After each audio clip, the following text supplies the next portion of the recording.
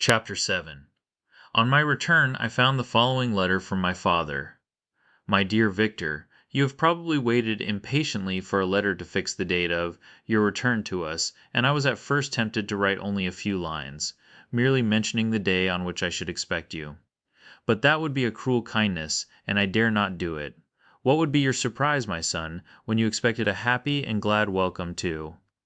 Behold, on the contrary, tears and wretchedness. And how, Victor, can I relate our misfortune? Absence cannot have rendered you callous to our joys and griefs. And how shall I inflict pain on my long absent son? I wish to prepare you for the woeful news, but I know it is impossible. Even now your eye skims over the page to seek the words, which are to convey to you the horrible tidings. William is dead, that sweet child whose smiles delighted and warmed my heart, who was so gentle, yet so gay. Victor, he is murdered. I will not attempt to console you, but will simply relate the circumstances of the transaction. Last Thursday, May 7th, I, my niece, and your two brothers went to walk in Plainpalais. The evening was warm and serene, and we prolonged our walk farther than usual. It was already dusk before we thought of returning, and then we discovered that William and Ernest, who had gone on before, were not to be found. We accordingly rested on a seat until they should return. Presently Ernest came, and inquired if we had seen his brother. He said that he had been playing with him, that William had run away to hide himself, and that he vainly sought for him, and afterwards waited for a long time, but that he did not return.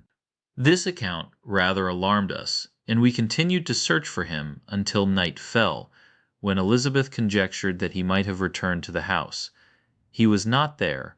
We returned again with torches, for I could not rest, when I thought that my sweet boy had lost himself, and was exposed to all the damps and dews of night. Elizabeth also suffered extreme anguish. About 5 in the morning I discovered my lovely boy, whom the night before I had seen blooming and active in health, stretched on the grass livid and motionless. The print of the murderer's finger was on his neck. He was conveyed home, and the anguish that was visible in my countenance betrayed the secret to Elizabeth. She was very earnest to see the corpse. At first I attempted to prevent her, but she persisted, and entering the room where it lay, hastily examined the neck of the victim, and clasping her hands exclaimed, "O God, I have murdered my darling child." She fainted and was restored with extreme difficulty. When she again lived, it was only to weep and sigh. She told me that same evening William had teased her to let him wear a very valuable miniature that she possessed of your mother. This picture is gone, and was doubtless the temptation which urged the murderer to the deed. We have no trace of him at present, although our exertions to discover him are unremitted, but they will not restore my beloved William. Come, dearest Victor, you alone can console Elizabeth. She weeps continually and accuses herself unjustly as the cause of his death. Her words pierce my heart. We are all unhappy, but will not that be an additional motive for you, my son, to return and be our comforter?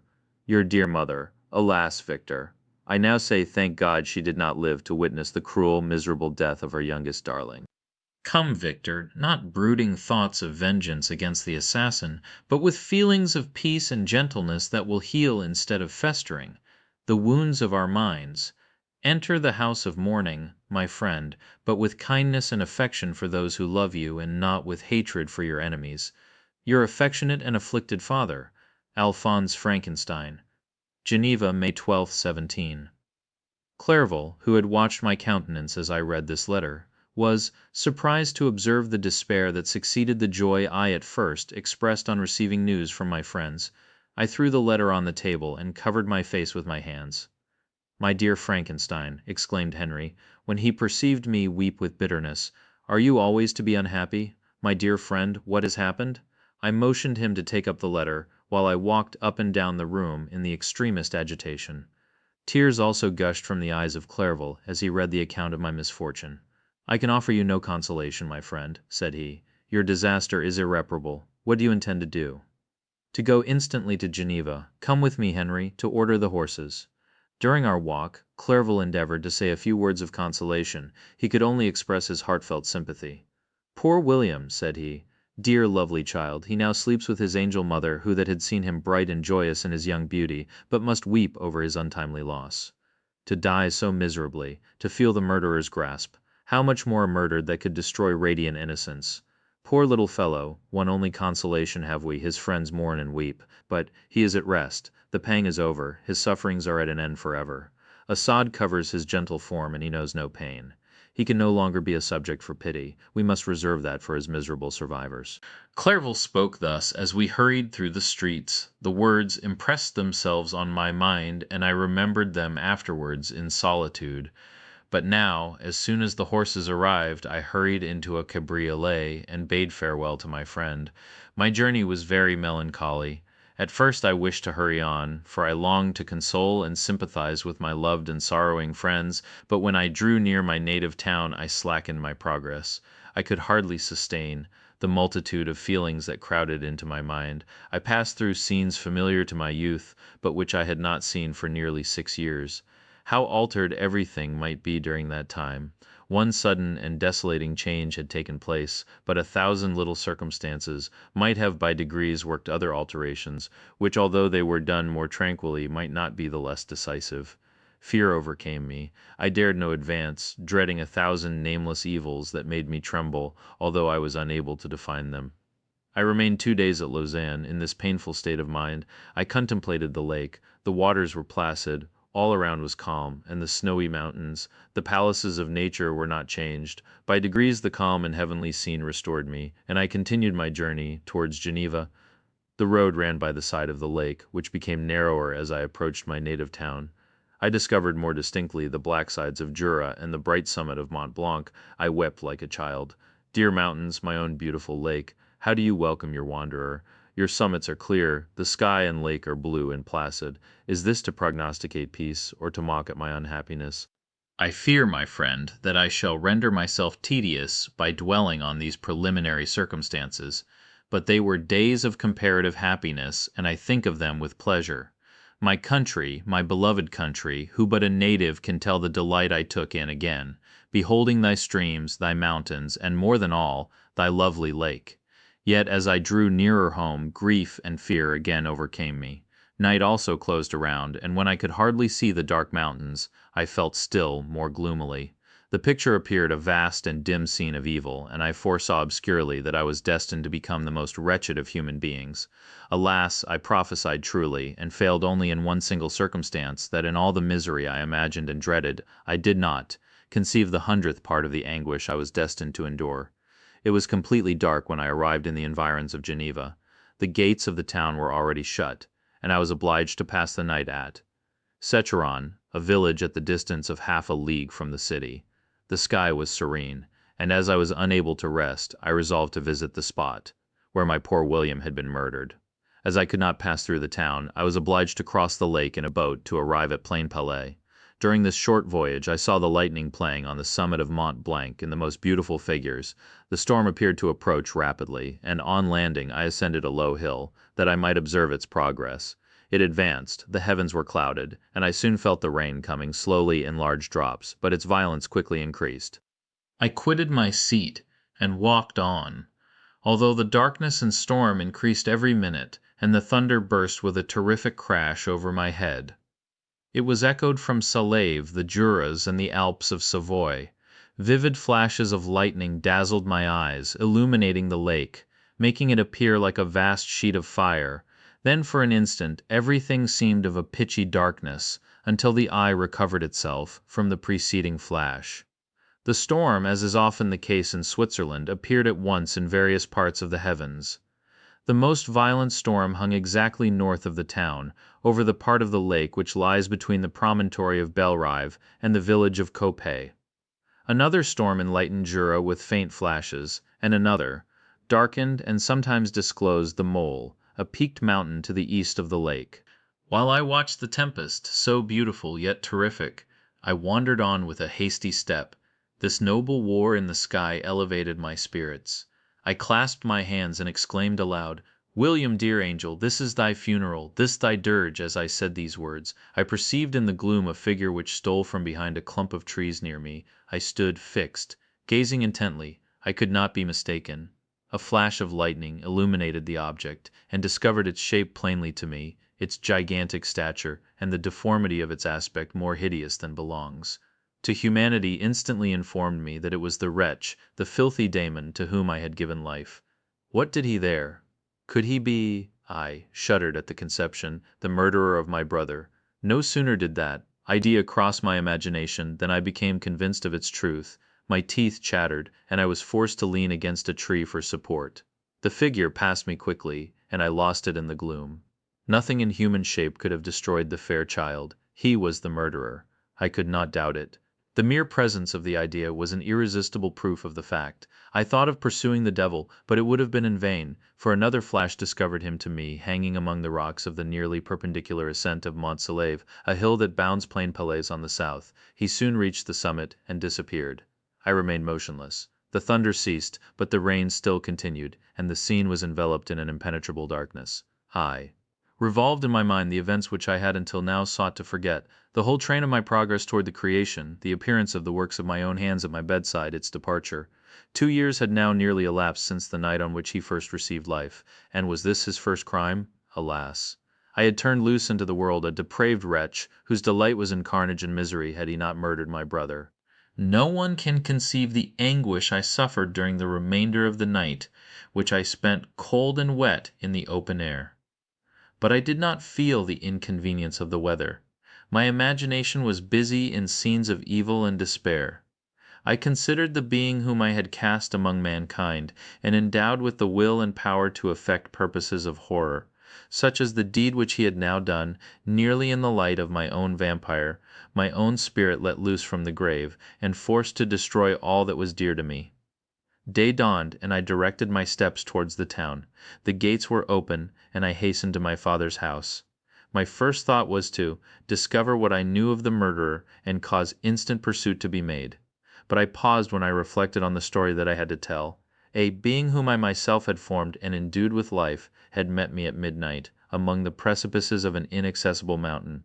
I remembered also the nervous fever with which I had been seized just at the time that I dated my creation, and which would give an air of delirium to a tale otherwise so utterly improbable. I well knew that if any other had communicated such a relation to me, I should have looked upon it as the ravings of insanity. Besides, the strange nature of the animal would elude all pursuit, even if I were so far credited as to persuade my relatives to commence it, and then of what use would be pursuit? Who could arrest a creature capable of scaling the overhanging sides of Mont Saleve? These reflections determined me, and I resolved to remain silent. It was about 5 in the morning when I entered my father's house. I told the servants not to disturb the family, and went into the library to attend their usual hour of rising. 6 years had elapsed, passed in a dream but for one indelible trace, and I stood in the same place where I had last embraced my father before my departure for Ingolstadt. Beloved and venerable parent, he still remained to me. I gazed on the picture of my mother, which stood over the mantelpiece. It was an historical subject, painted at my father's desire, and represented Caroline Beaufort in an agony of despair, kneeling by the coffin of her dead father. Her garb was rustic and her cheek pale, but there was an air of dignity and beauty that hardly permitted the sentiment of pity. Below this picture was a miniature of William, and my tears flowed when I looked upon it. While I was thus engaged, Ernest entered. He had heard me arrive, and hastened to welcome me. "Welcome, my dearest Victor," said he. "Ah, I wish you had come 3 months ago, and then you would have found us all joyous and delighted. You come to us now to share a misery which nothing can alleviate. Yet your presence will, I hope, revive our father, who seems sinking under his misfortune, and your persuasions will induce poor Elizabeth to cease her vain and tormenting self-accusations. Poor William! He was our darling and our pride. Tears, unrestrained, fell from my brother's eyes. A sense of mortal agony crept over my frame. Before I had only imagined the wretchedness of my desolated home. The reality came on me as a new, and a not less terrible disaster. I tried to calm Ernest. I inquired more minutely concerning my father, and here I named my cousin. "She, most of all," said Ernest, "requires consolation. She accused herself of having caused the death of my brother, and that made her very wretched." "But since the murderer has been discovered, the murderer discovered, good God! How can that be? Who could attempt to pursue him? It is impossible. One might as well try to overtake the winds, or confine a mountain stream with a straw. I saw him too. He was free last night." "I do not know what you mean," replied my brother, in accents of wonder. "But to us the discovery we have made completes our misery. No one would believe it at first, and even now Elizabeth will not be convinced, notwithstanding all the evidence. Indeed, who would credit that Justine Moritz, who was so amiable and fond of all the family, could suddenly become so capable of so frightful, so appalling a crime? Justine Moritz, poor, poor girl, is she the accused? But it is wrongfully. Everyone knows that. No one believes it. Surely, Ernest. No one did at first, but several circumstances came out that have almost forced conviction upon us, and her own behavior has been so confused as to add to the evidence of facts a weight that I fear leaves no hope for doubt. But she will be tried today, and you will then hear all. He then related that, the morning on which the murder of poor William had been discovered, Justine had been taken ill, and confined to her bed for several days. During this interval, one of the servants, happening to examine the apparel she had worn on the night of the murder, had discovered in her pocket the picture of my mother, which had been judged to be the temptation of the murderer. The servant instantly showed it to one of the others, who, without saying a word to any of the family, went to a magistrate, and upon their deposition, Justine was apprehended. On being charged with the fact, the poor girl confirmed the suspicion in a great measure by her extreme confusion of manner. This was a strange tale, but it did not shake my faith, and I replied earnestly, "You are all mistaken. I know the murderer. Justine, poor good Justine, is innocent." At that instant my father entered. I saw unhappiness deeply impressed on his countenance, but he endeavored to welcome me cheerfully, and after we had exchanged our mournful greeting, would have introduced some other topic than that of our disaster, had not Ernest exclaimed, "Good God, papa! Victor says that he knows who was the murderer of poor William." "We do also, unfortunately," replied my father, "for indeed I had rather have been forever ignorant than have discovered so much depravity and ungratitude in one I valued so highly. My dear father, you are mistaken. Justine is innocent. If she is, God forbid that she should suffer as guilty. She is to be tried today, and I sincerely hope that she will be acquitted."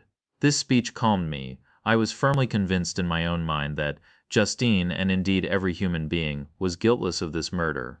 I had no fear, therefore, that any circumstantial evidence could be brought forward strong enough to convict her. My tale was not one to announce publicly; its astounding horror would be looked upon as madness by the vulgar. Did anyone indeed exist, except I, the Creator who would believe, unless his senses convinced him, in the existence of the living monument of presumption and rash ignorance, which I had let loose upon the world? We were soon joined by Elizabeth. Time had altered her since I last beheld her. It had endowed her with loveliness surpassing the beauty of her childish years. There was the same candor, the same vivacity, but it was allied to an expression more full of sensibility and intellect. She welcomed me with the greatest affection. "Your arrival, my dear cousin," said she, "fills me with hope. You perhaps will find some means to justify my poor guiltless Justine. Alas, who is safe, if she be convicted of crime? I rely on her innocence as certainly as I do upon my own. Our misfortune is doubly hard to us. We have not only lost that lovely darling boy, but this poor girl, whom I sincerely love, is to be torn away by even a worse fate. If she is condemned, I never shall know joy more. But she will not, I am sure she will not, and then I shall be happy again, even after the sad death of my little William." "She is innocent, my Elizabeth," said I, "and that shall be proved. Fear nothing, but let your spirits be cheered by the assurance of her acquittal." "How kind and generous you are! Everyone else believes in her guilt, and that made me wretched, for I knew that it was impossible, and to see everyone else prejudiced in so deadly a manner rendered me hopeless and despairing." She wept. "Dearest niece," said my father, "dry your tears. If she is, as you believe, innocent, rely on the justice of our laws and the activity with which I shall prevent the slightest shadow of partiality."